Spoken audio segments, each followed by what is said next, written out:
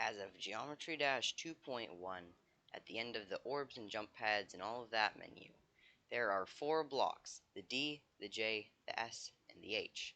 Today I'm going to be going over how you can use these. But first, you don't have to place them in an exact formation.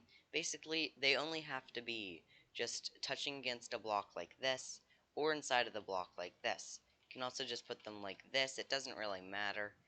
But yeah, you don't have to put them in any specific thing. It can just be working like that. So number 1, the D block. And this makes it so you can slide across a block if you're a wave. Because normally, if you're as a wave, then you will not be able to slide up here smoothly. You can't even touch any blocks.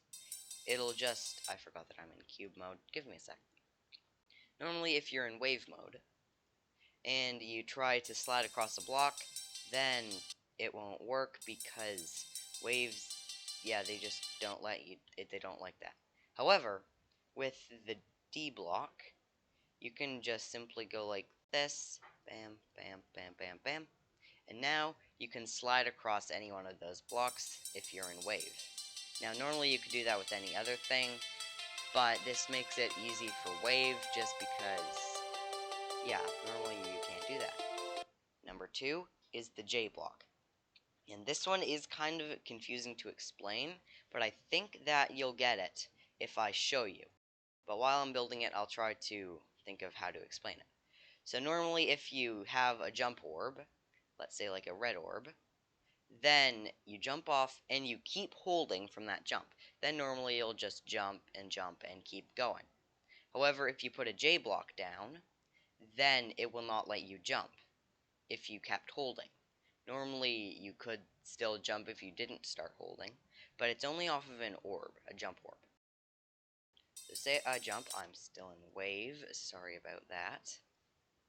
If I go into normal mode, I jump up, and then I didn't hold there, so everything was good. I could still jump, but if I went off of the jump orb, and then I kept holding from when I jumped off of it, like I was holding there, so I couldn't jump. And without the J blocks, I would have been able to, but of course I had them there, so I was not.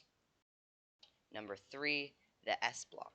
And this makes it so if you're on a dash orb, then you can stop. Because normally, if you have a dash orb, you can just go until the end of time and nobody will stop you, as I shall demonstrate. But with the S block, you can do it. Because say I save and play, and I make sure that I don't hit it, then I could just keep going. However, if I have the S block there, and I go on the very bottom of the wave, then as you can see I stop and I hit the ground before I go back to the end of the level. Or that might have been a bad example because, yeah, the end of the level is there. So let's just put something right there so it gets delayed a little bit longer. As you can see, if I go to the top part, then I can just go on forever until the end of the level, and nothing's going to stop me. However, if I have the S block, then I can just not go. I jump to the top there, so yeah, that was kind of my bad, because I meant to jump to the bottom and prove that the S block does work. But there we go, I went to the bottom, and I stopped right where the S block was. Now, finally, last but not least, the H block. And the H block basically makes it so you can hit your head on a block from the underside if you're in cube or robot. Because if you've played Geometry Dash for a while, then, or any like a day at all, then you'll know that you can't do that. It just doesn't work. However, if you have an H block, then you can do exactly that. You can just put those right there. Now all of a sudden, you can just hit your head like that.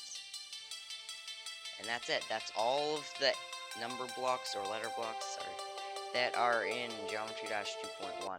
They can help you out if you're just trying to make a level and something doesn't work sometimes, and they are cool to play around with. Thank you for watching, and I'll see you later.